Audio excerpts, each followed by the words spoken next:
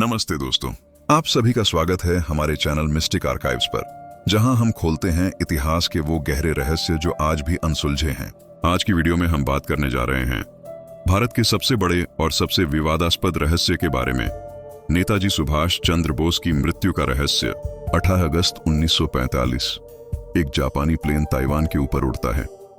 अंदर बैठे हैं नेताजी। अचानक धमाका, प्लेन जलकर राख हो जाता है और आधिकारिक कहानी यही खत्म हो जाती है। लेकिन क्या यह सच है? क्या नेताजी की मौत सच में प्लेन क्रैश में हुई थी, या ये एक बड़ा कवर अप था? क्या वे रूस के गुलाग में कैदी बने, या चीन के पहाड़ों में छुप गए, या फिर गुमनामी बाबा बनकर अयोध्या में सालों तक जीवित रहे? दोस्तों, ये सिर्फ एक कहानी नहीं, ये हमारे इतिहास का वो हिस्सा है जो आज भी करोड़ों दिलों में सवाल उठाता है। अभी सब्सक्राइब कर लो, बेल आइकन दबाओ, क्योंकि यह वीडियो देखने के बाद आपकी सोच हमेशा के लिए बदल जाएगी। तो तैयार हो जाइए, क्योंकि आज हम इस रहस्य को पूरी गहराई से खोलेंगे, तथ्यों, कमिश्नों, किताबों और अनसुलझे सवालों के साथ। जय हिंद, जय भारत। दोस्तों, यह वीडियो 3 मुख्य हिस्सों में होगी। 1. आधिकारिक कहानी, क्या सरकार और कमिश्नों ने सच बताया? 2. संदेह के तथ्य, वो सबूत जो प्लेन क्रैश थ्योरी पर सवाल उठाते हैं। 3. सबसे बड़ी थ्योरीज, गुमनामी बाबा, रूस कैदी, चीन एस्केप और 2025-2026 की लेटेस्ट अपडेट्स। हम देखेंगे पुराने दस्तावेज ने रिडैक्टेड फाइल्स, कमीशन रिपोर्ट्स और वो सबूत जो आज भी छिपे हैं। तो बिना रुके अंत तक देखिए। सबसे पहले सुनिए वह आधिकारिक संस्करण जो सरकार और इतिहासकारों ने बताया है। गवर्नमेंट ऑफिशियल रिपोर्ट, 1945 अगस्त का महीना। दूसरा विश्व युद्ध खत्म होने के कगार पर। जापान हार रहा था। नेताजी जापानी सेना के साथ थे। उन्होंने आजाद हिंद फौज बनाई थी, सिंगापुर, बर्मा, दक्षिण पूर्व एशिया में लड़ाई की। अब उन्हें ताइवान से निकलकर मंचू कोरिया जाना था, जापानी जनरल शिदे के साथ। 18 अगस्त 1945 ताइहोकू एयरपोर्ट, ताइवान, अब ताइपे। एक Mitsubishi Ki bomber plane take on off करता है, लेकिन इंजन में खराबी। प्लेन उड़ता है लेकिन तुरंत क्रैश। जापानी डॉक्टर तानियोशी योशिमी ने रिपोर्ट लिखी। नेताजी को 3rd डिग्री बर्न्स हुए। फॉर्मोसा के नानमोन मिलिट्री हॉस्पिटल में भर्ती और रात 9 बजे मृत्यु हो गई। उनके शव को क्रीमेट किया गया। राख को टोक्यो के रेंकोजी मंदिर में रखा गया। आज भी राख वहां है। भारत सरकार ने 3 बड़ी कमीशन बनाई। 1. शाहनवाज कमेटी, 1956। INA के 2 अफसरों ने जांच की, मृत्यु confirm. 2. Khosla commission, 1964। Justice G.D. Khosla ने 100 से ज्यादा गवाहों से पूछा, मृत्यु कंफर्म। 3. मुखर्जी कमीशन, 1999-2005। यह अलग था, प्लेन क्रैश रिजेक्ट किया। यह थी सरकारी कहानी। लेकिन यहां से शुरू होता है असली रहस्य। दोस्तों, अब सवाल उठते हैं, क्यों इतना संदेह? आइए जानते हैं वो गहरे तथ्य और सबूत जो आज भी इस थ्योरी को चुनौती देते हैं। पहला बड़ा संदेह, शव की कोई विश्वसनीय फोटो या रिकॉर्ड नहीं। क्रैश के बाद कोई क्लियर पोस्टमार्टम रिपोर्ट नहीं मिलती। नेताजी के साथी हबीबुर रहमान, जो क्रैश में बचे, ने गवाही दी कि नेताजी को गंभीर जलन हुई, लेकिन अस्पताल के रिकॉर्ड्स में भी कोई फोटो या डेथ सर्टिफिकेट नहीं। कई इतिहासकार, जैसे प्रोफेसर पुरबी रॉय, कहते हैं कि यह सबूतों की कमी से साफ है कि कुछ छिपाया गया। दूसरा, क्रैश की टाइमिंग और डिटेल्स में गड़बड़ी। जापानी रिपोर्ट्स, 1945 की आर्मी रिपोर्ट्स कहती हैं कि प्लेन सुबह 14 बजे उड़ा, लेकिन कुछ गवाह कहते हैं कि क्रैश दोपहर 12 बजे हुआ। 1956 में डिक्लासिफाइड फाइल्स से पता चला कि प्लेन में ओवरलोडिंग थी, लेकिन 2016 की और फाइल्स में चाइनीज इंटेलिजेंस रिपोर्ट्स मिली कि जनरल शिदे नेताजी के साथ अलग प्लेन में थे। तो सवाल, क्या पूरा क्रैश फेक था? तीसरा, कमिश्नों के बीच विरोधाभास। शाह नवाज कमेटी, 1956 और खोसला कमीशन, 1974 ने 100+ गवाहों से पूछताछ की। दोनों ने मौत कंफर्म की। लेकिन मुखर्जी कमीशन, 1999 और 2005 ने 130 से ज्यादा डॉक्यूमेंट्स और 100 गवाहों की जांच की।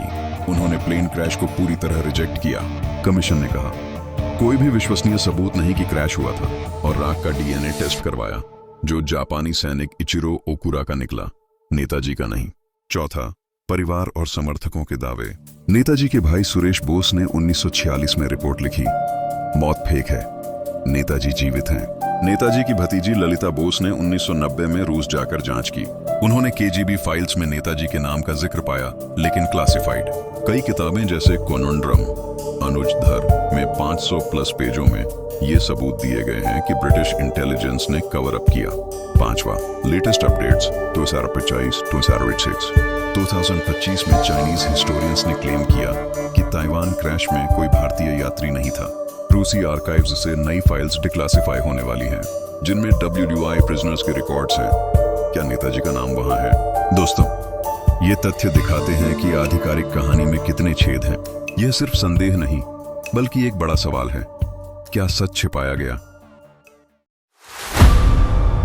दोस्तों, अब आते हैं सबसे ज्यादा चर्चित और सबसे विवादास्पद थ्योरी पर, गुमनामी बाबा या भगवान जी। ये कहानी शुरू होती है 1950 से 60 के दशक से फैजाबाद, अब अयोध्या, उत्तर प्रदेश के रामकोट इलाके में। एक रहस्यमयी साधु नाम गुमनामी बाबा। वो कभी बाहर नहीं निकलते थे, कमरे में ही रहते, पर्दे के पीछे से बात करते। कोई उन्हें चेहरा नहीं देख पाता था। सिर्फ उनकी भक्ति ने, जिन्हें वो माँ कहते थे, उनके लिए खाना बनाती और सेवा करती। 1985 में 16 सितंबर को उनकी मृत्यु हो गई। उसके बाद उनके कमरे की तलाशी हुई और जो सामान मिला वो इतिहास को हिला देने वाला था। नेताजी के पर्सनल फैमिली फोटोग्राफ्स, माता पिता, भाई बहनों के साथ पुरानी तस्वीरें, आजाद हिंद फौज के बैज, मेडल्स, यूनिफॉर्म के टुकड़े, जर्मन बाइनोक्यूलर्स जो नेताजी ने द्वितीय विश्व युद्ध में इस्तेमाल किए थे, जापानी घड़ी, रेडियो और अन्य सामान, नेताजी के नाम से लिखे गए पुराने लेटर्स, नोट्स और डायरी, द्वितीय विश्व युद्ध, INA और जापान पर सैकड़ों किताबें। सबसे बड़ा सबूत, हैंडराइटिंग एनालिसिस। कई फॉरेंसिक एक्सपर्ट्स ने जांच की, जिनमें डॉ BB लाल और अन्य शामिल थे। नेताजी की पुरानी चिट्ठियों और गुमनामी बाबा के नोट्स की तुलना हुई। नतीजा 90-95% मैच। कुछ एक्सपर्ट्स ने कहा यह एक ही व्यक्ति की हैंडराइटिंग है। भक्तों का दावा था यह नेताजी ही हैं, डिस्गाइज में जी रहे हैं। वो कभी कभी नेताजी की तरह हिंदी बांग्ला मिक्स करके बोलते थे। कुछ लोग कहते हैं कि वो मैं एक मरा हुआ आदमी हूं कहकर हंसते थे। अब सरकार की जांच। Justice G.D. मुखर्जी कमीशन 1999-2005 ने इस थ्योरी पर गहराई से जांच की। उन्होंने गुमनामी बाबा के सामान की फॉरेंसिक जांच करवाई। नतीजा रिजेक्ट। कमीशन ने कहा यह नेताजी नहीं थे, सिर्फ उनके एक भक्त या फॉलोअर थे। DNA टेस्ट भी करवाया, राख और बालों से, लेकिन कंट्रोवर्सी खत्म नहीं हुई। DNA टेस्ट पर सवाल। कुछ रिसर्चर्स जैसे अनुज धर कहते हैं कि सैंपल गलत लिए गए थे या छेड़छाड़ हुई। विष्णु सहाय कमीशन 2017-2019 उत्तर प्रदेश सरकार ने बनाया। फाइनल रिपोर्ट दी, नेताजी नहीं थे। फिर भी किताबें इस थ्योरी को जिंदा रखती हैं। अनुज धर की इंडियाज बिगेस्ट कवर अप, 100+ सबूत और फोटोज दिए हैं। चंद्रचूड़ घोष की बोज, द अनटोल्ड स्टोरी, हैंडराइटिंग और सामान पर गहराई से लिखा। दोस्तों, यह थ्योरी आज भी सबसे ज्यादा डिबेट होती है। क्या यह सच था या सिर्फ एक संयोग और भक्ति का नतीजा? आपको क्या लगता है? और भी थ्योरीज हैं जो और गहरी हैं। पहली, रूस कैदी थ्योरी। सोवियत यूनियन के KGB फाइल्स में नेताजी का जिक्र। 1945 बाद वो साइबेरिया के गुलाग में कैदी, ओम्स्क प्रिजन में रिकॉर्ड मिले, लेकिन क्लासिफाइड। नेताजी की भतीजी ललिता बोस ने रूस जाकर जांच की 1990s। अभी 2026 में रूसी आर्काइव्स से कुछ फाइल्स डिक्लासिफाई होने वाली हैं। दूसरी, चीन मंगोलिया एस्केप। कुछ इतिहासकार बोलते हैं वो मंचूरिया गए, फिर चीन के पहाड़ों में छुप गए। ताइवान क्रैश के बाद अंडरग्राउंड नेटवर्क से 2025 चाइनीज रिपोर्ट्स में हिंट्स मिले। WWE जापानी अलायंस के सीक्रेट्स।